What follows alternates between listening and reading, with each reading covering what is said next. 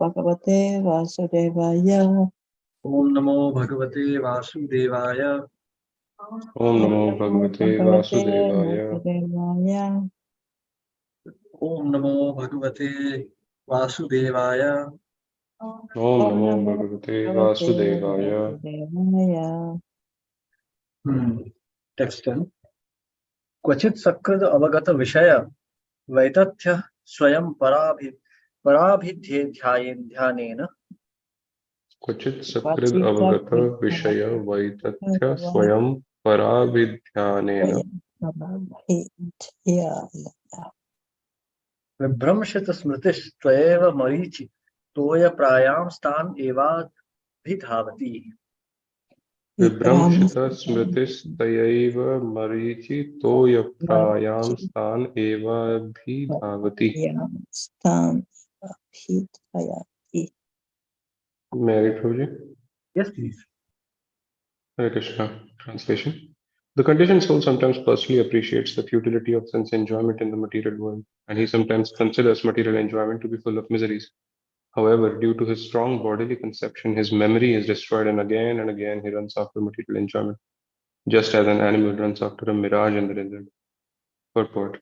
The main disease in material life is the bodily conception. Being baffled again and again in material activity, the conditioned soul temporarily thinks of the futility of material enjoyment, but he again tries the same thing.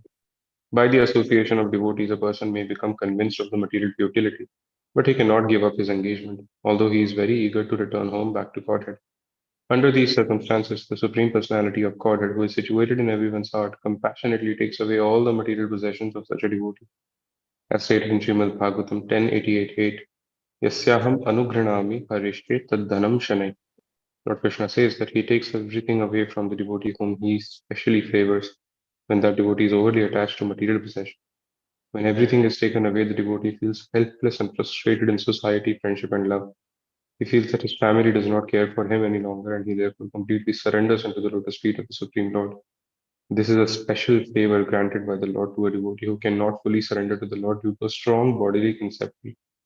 As explained in Chaitanya Charitamrita, Madhya 22.39, Ami Vigya Ei Murkha Vishaya Kene Vipa.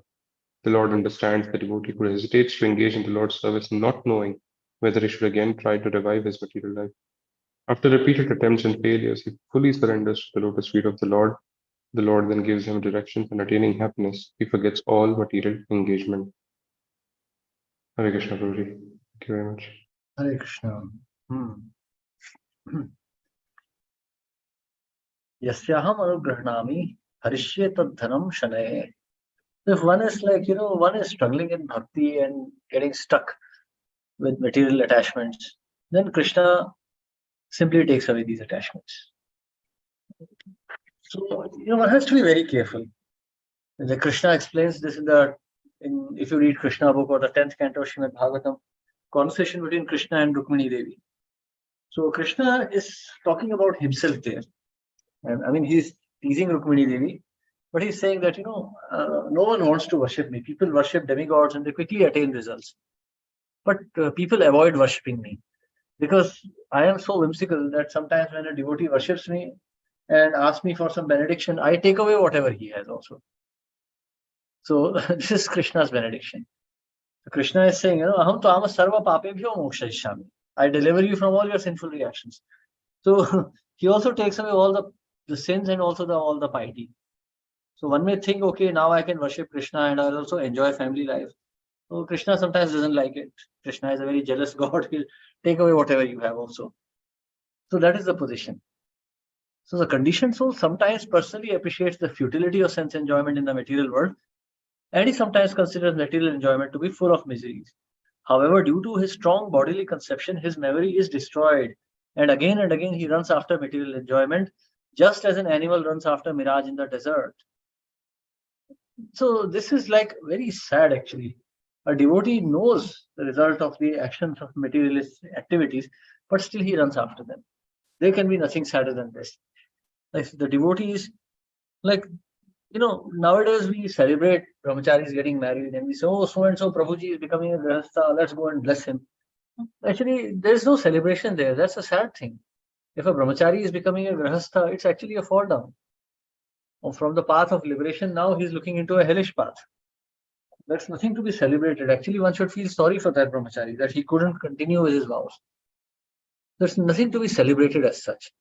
Because, you see, material world means futility. Everything here is futile. One may make very grand plans. Like this Bill Gates Foundation is working on drugs to reverse the aging process. No, that's a foolishness. That's nonsense. How can one reverse aging? We can't even do it in machines. So how can we do it in a human body, which is so much more complex? Like sometimes we hear people are like, revitalizing old machines. People bring back old machinery, classic cars and all that. So that is not possible. It doesn't really happen.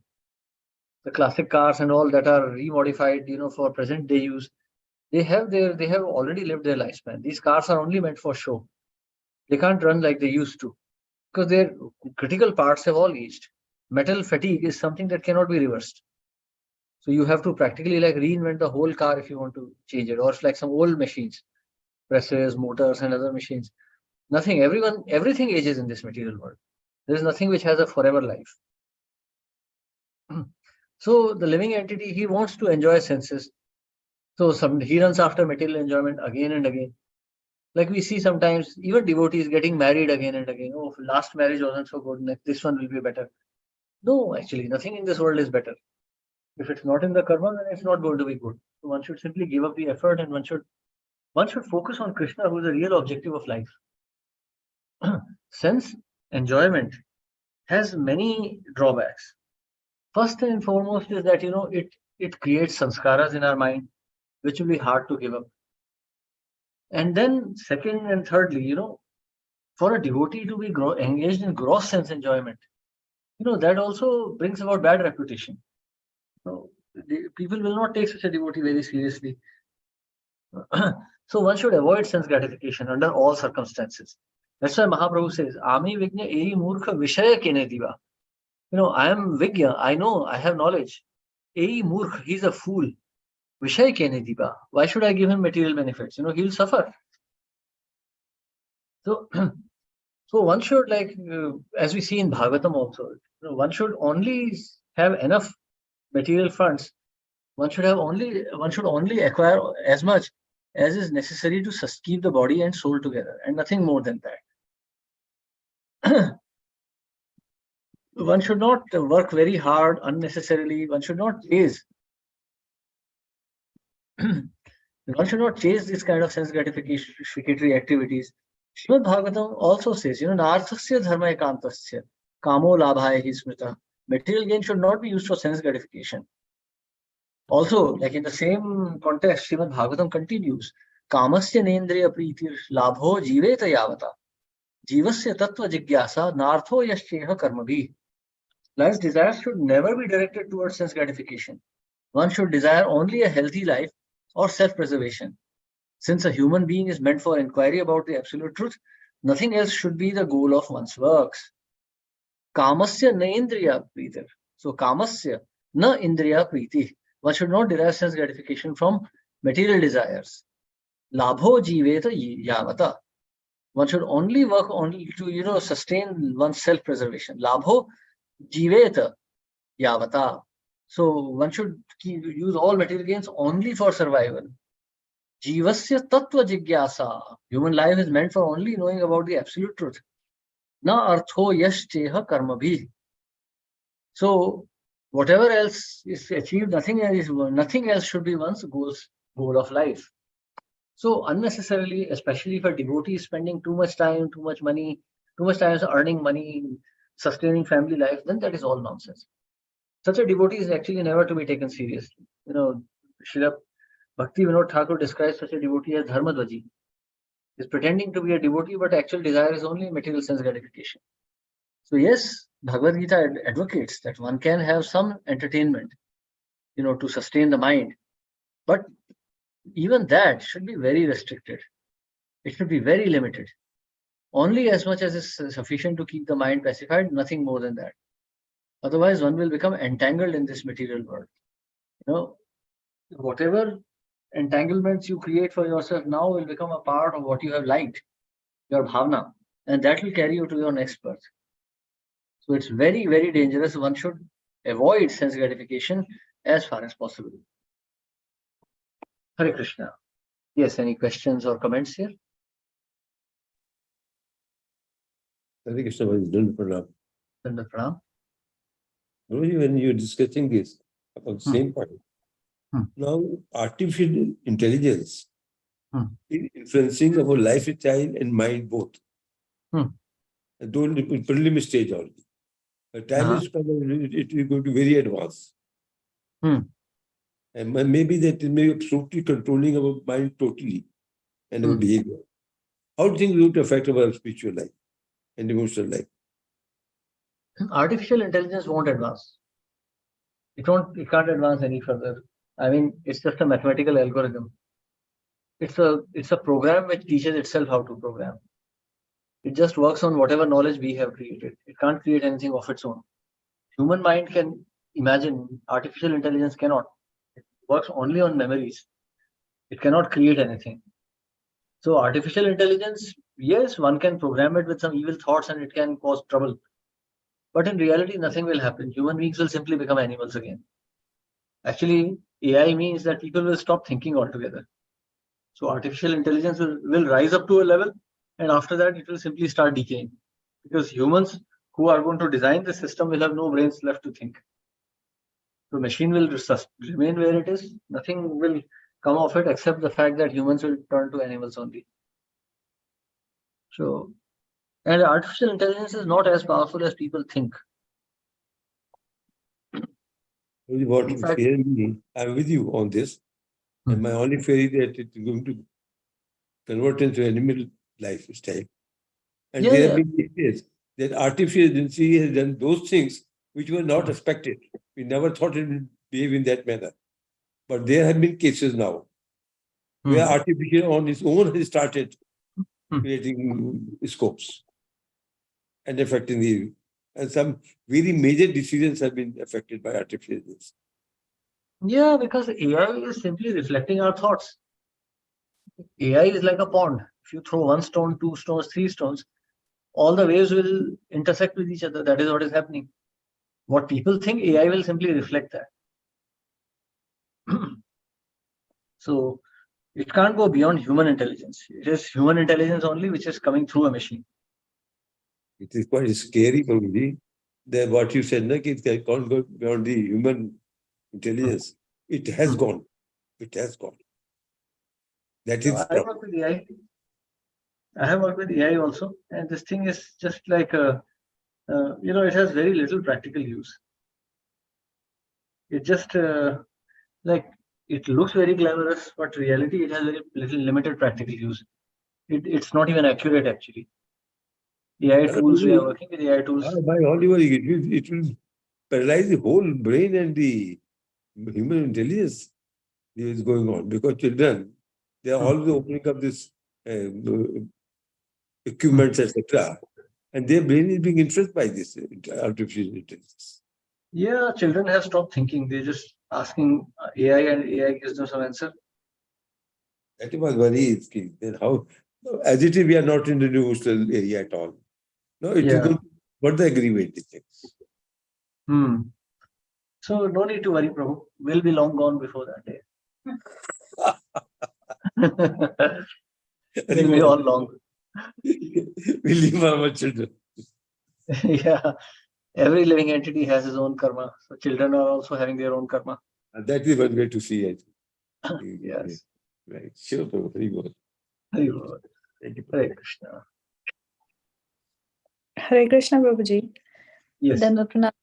Prabhuji, question is, so when we have people around us who are not devotees, at times I do find myself that I'm, in order to save myself time for bhakti, or in order to continue on the path of bhakti, so nobody says anything about bhakti or any time that I'm spending towards chanting or reading or whatever, I try to patch up in the sense, if they wanted to watch TV, once in a while I sit and watch TV with them. Kuch aisi cheezein that helps me patch up towards what I'm doing, I do. So how do we take that? Like, I didn't get your question. जैसे हम patch up work करते हैं ना, कि मान लो मैंने I want to chant, I want to read book, और आई वांट टू मतलब कि प्रीच करना है या कुछ भी करना है, उसके लिए टाइम लगेगा कि कोई इस चीज पे क्वेश्चन ना करे, उसके लिए मुझे पैचअप काम करना पड़ता है कि what ever needs they have, मान लो किसी ने टीवी देखना है, किसी ने कहीं बाहर जाना है, मुझे कभी ना कभी एक आधी बार हटा दिया और एक आधी बार वो पैचअप वर्क करना पड़ता है.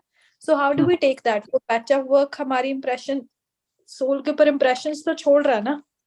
हाँ, छोड़ रहा है ना. It will any activity will have some impression on our mind. So so we have to, like, compromise also with intelligence, not too much. Like Srila Prabhupada's wife was not interested in preaching. She was a devotee, but she didn't want to take initiation from Bhaktisiddhanta Saraswati Thakur. She just wanted to stay at home and do some service, and that was it. And later on, when tea became popular, she became addicted to tea also. So eventually, Prabhupada made plans of leaving that association. We have to see how much it is. Like when we are like working in office or something, we are working with non-devotees. So yes, we have to talk with them sometimes. Sometimes we joke or something, but we don't take their close association. We don't hang around with them. So at home also, we have to maintain the same attitude. One should realize that the so-called family and all the things, these are just temporary. They're not going to last. So they're not going to last. Today, like I just got a news that my homeopathy doctor's wife passed away. She was in United States. I mean, she was also somewhere around 79, 80 years old. And she had been having kidney problems for the last 4-5 years. And it was quite serious condition. She was practically like almost on deathbed around 4-5 years ago. Now she came back, but now she passed away. So how long is all this going to last? Husband-wife means relationship will last only 40-50 years maximum. In today's age, this relationship will last only 30-40 years because lifespan is shrinking. So don't take that way. Dar ye lagta ki those impressions are going to be on your soul that bad that eventually you might not be away from, that they might pull you away from bhakti. That's scary feeling that sometimes comes in. Yes, it will be there. So it will always be there. We have to be very careful. See, I'll tell you, like, small things don't create so much impression. Like if your husband says, okay, let's go shopping, and all those things are okay. But like if husband says, okay, let's go for a Las Vegas trip for 3 months and all, then don't do that.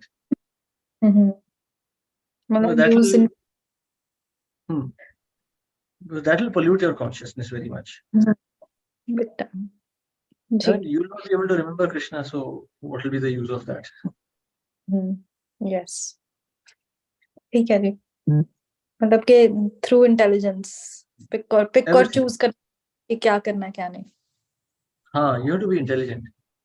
And you should avoid those activities which are unnecessarily, occupying your consciousness or taking too much time. See, at some point you have to decide that, these things are not really important, not like something is not necessary. So you have to draw your line. I mean, after 5-10 years of married life, like what romance is left there anyway? So after that, one should think soberly, I mean, it is mentioned also that after Vanaprastha, husband and wife live together like brother and sister. And then they should cultivate spiritual knowledge. But of course, that is not possible. But one should still be more sober in one's relationships. And one should cultivate spiritual life because there is not enough time. One cannot go back to Yamaraj and explain that, hey, please try to understand. No, one cannot say that. Death will not wait. She will come. Like Yamaraj will come at his proper time. True. Thank you, Prabhuji. Hare Krishna. Hare Krishna ji, thank you. Yes. Hare Krishna, Prabhuji. Dandat Pranam. Yes, Prabhu.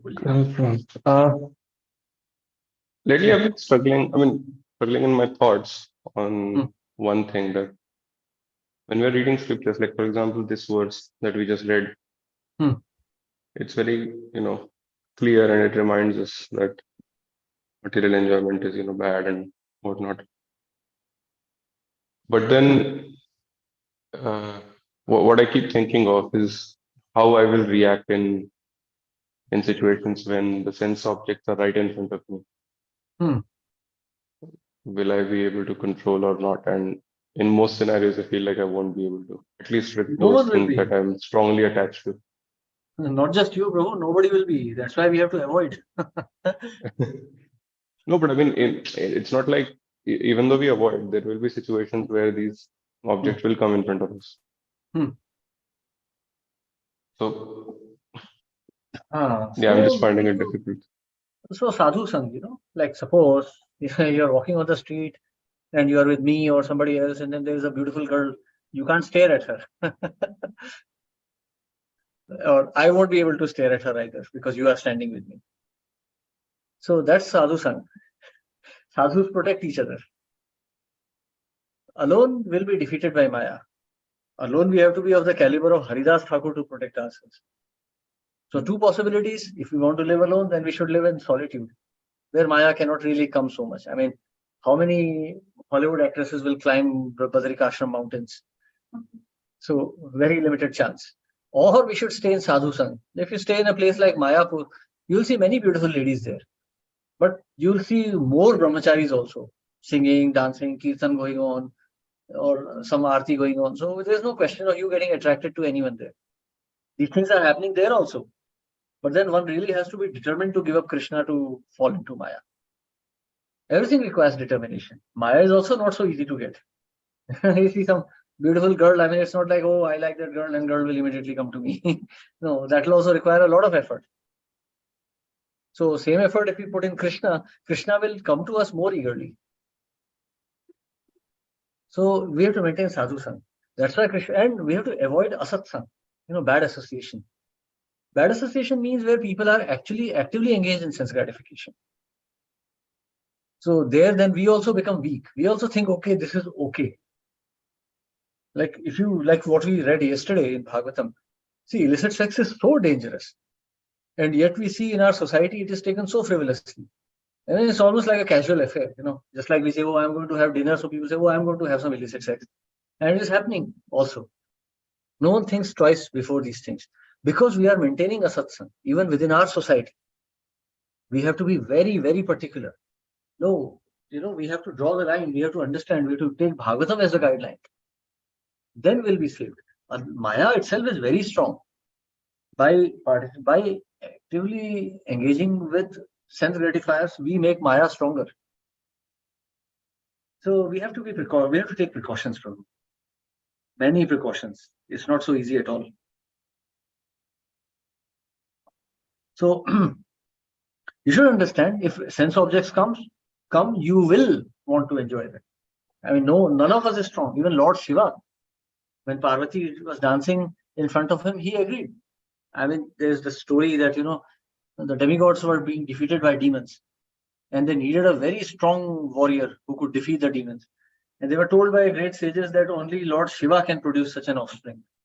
But Lord Shiva was like, after death of Sati, Lord Shiva was living like a brahmachari. He was not at all interested in anything. So Parvati was created and she started dancing and Shiva didn't agree to it. But when she touched him, Lord Shiva agreed. He became captivated by her beauty. So what is our position? And Brahmaji, now this is most interesting story from Brahma. That his daughter Vak, she was not even interested in Brahmaji, but Brahmaji was interested in her. He himself had created her. And he started chasing after her. So, I mean, we can see that Brahmaji himself created her and started chasing, even though she was not inclined to him. So, Maya is very strong. Only in Sadhu Sangha we can avoid it. When we are like 4, 5, 6 sadhus together discussing Krishna Katha, discussing the dangers of material world, will naturally not be inclined to material activities. This is a very tough task. We are literally going against our nature. Like they say, gravity is not your friend when you are a mountaineer. So this society, this world is not our friend. Yeah. Mahaprabhu is singing, Tomare loite ami hainu avatar, ami bina bandhu ar ke ache tomar. So who's our friend besides Lord Chaitanya? Yeah, even to believe this is very difficult. Yeah, see, At the- Maya is so strong.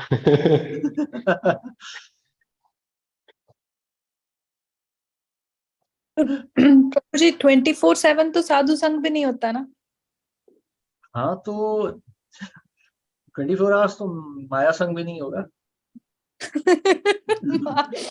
माया संग तो है ही है प्रभु जी. साधु संग मतलब साधु जो विचार प्रकट कर रहे हैं उसका संग लेना है. मतलब हमेशा प्रत्यक्ष रूप में साधु रहेगा ऐसा नहीं है.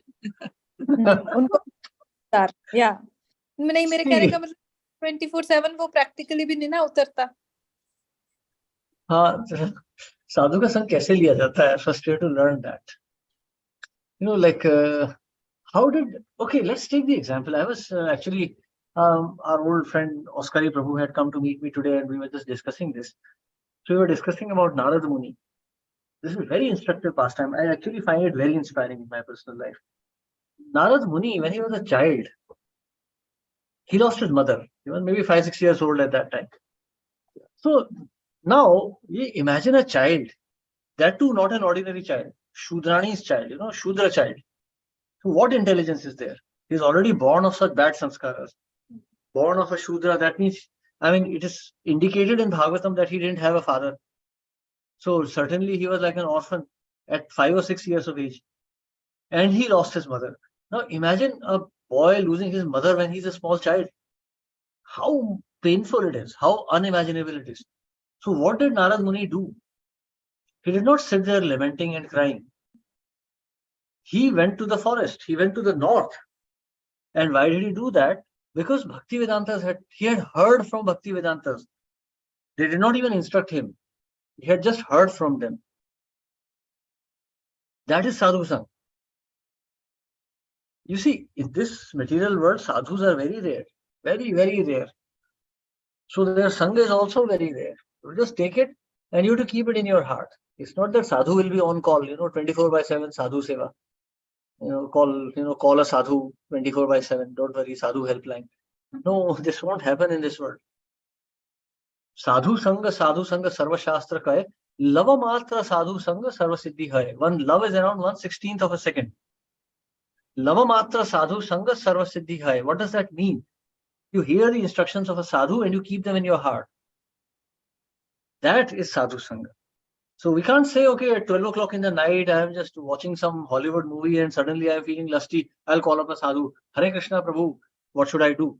No, that won't happen. So I should avoid materialistic association. At the same time, I should remember whatever association I have taken from a sadhu. Srila Prabhupada's books are always there. We read them and we see. When we come to bhakti, a certain level of responsibility, a certain level of maturity is expected from us. We can't engage in grossly sinful or materialistic activities and then expect the sadhus to come and save us. That won't happen. Sadhu's instructions are how one saves oneself. When Srila Prabhupada was here, there's one very interesting story. Once one devotee met what's his name, Yamuna Mataji. And he said, oh, you are so fortunate. You had direct association with Srila Prabhupada. So Mataji just banged her hand on the table. She banged her fist. She banged her fist on the table. She said, you don't understand anything. Srila Prabhupada's association was very intense. And everyone has that association.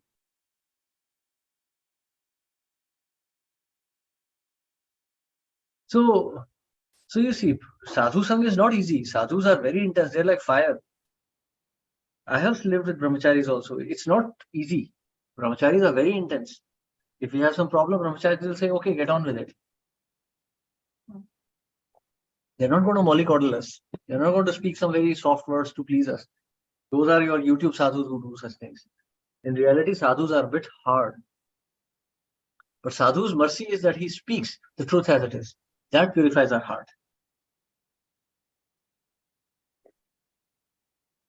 Get So that's sadhu sang. Thank you, Ravi. Keshavan Prabhu ji ka, there was a lecture, he was saying, हम सुनते हैं और भूल जाते हैं. Ah. Now I'm remembering that when you are saying this. That's exactly what it is. I mean, what is Bhaktivinoda Thakur saying? Bhuliya tomare sansare asiya, peya nana vidivata. I mean, we forgot Krishna, the source of all beauty and opulence. We forgot him. Then what to speak of a sadhu? Yes, right. So we have tremendous capacity for forgetting.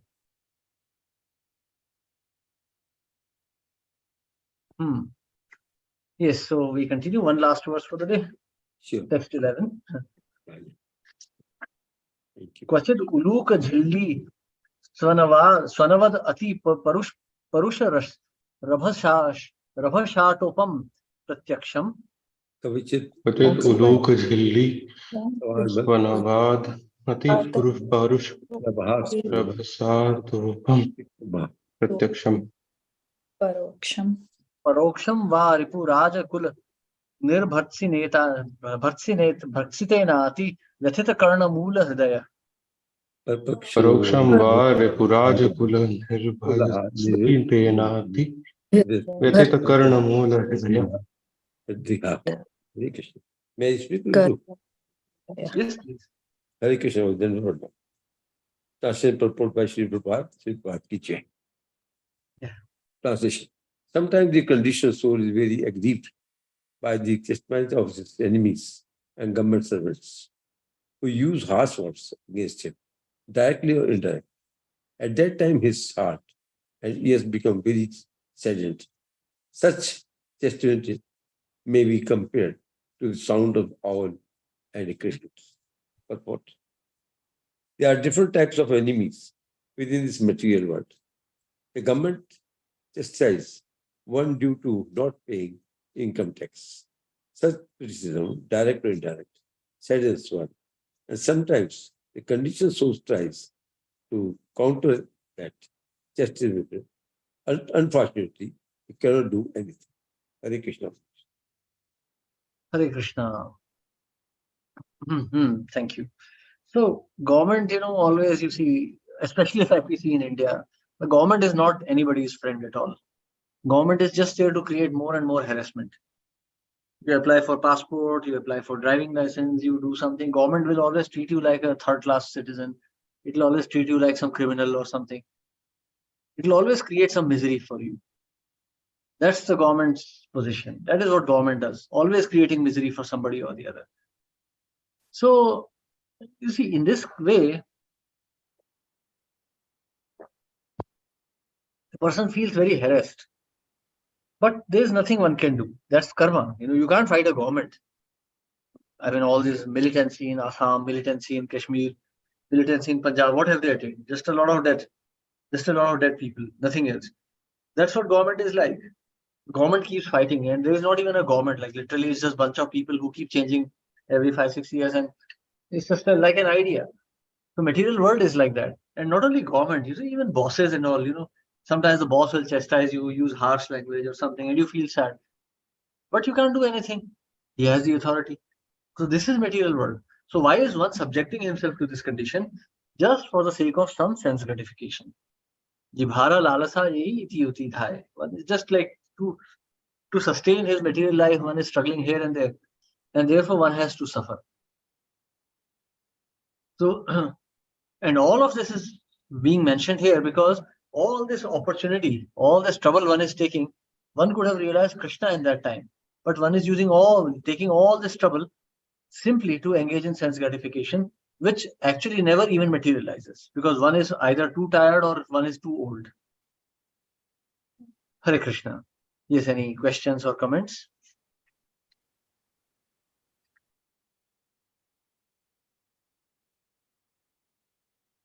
So maybe we can take, what is 1 minute left?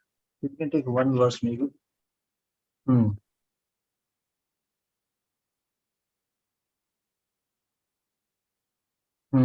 Or maybe tomorrow. Okay, so we continue with the discussion tomorrow. This description will continue on for quite some time now. So thank you very much. Hare Krishna. Srila Prabhupada ki jai. Thank you. Hare Krishna, Prabhuji. Prabhuji, Dandavat pranam. Hare Thank Krishna. you. Thank you, Prabhuji. Dandavat pranam. Thank you. Dandavat pranam. Thank you.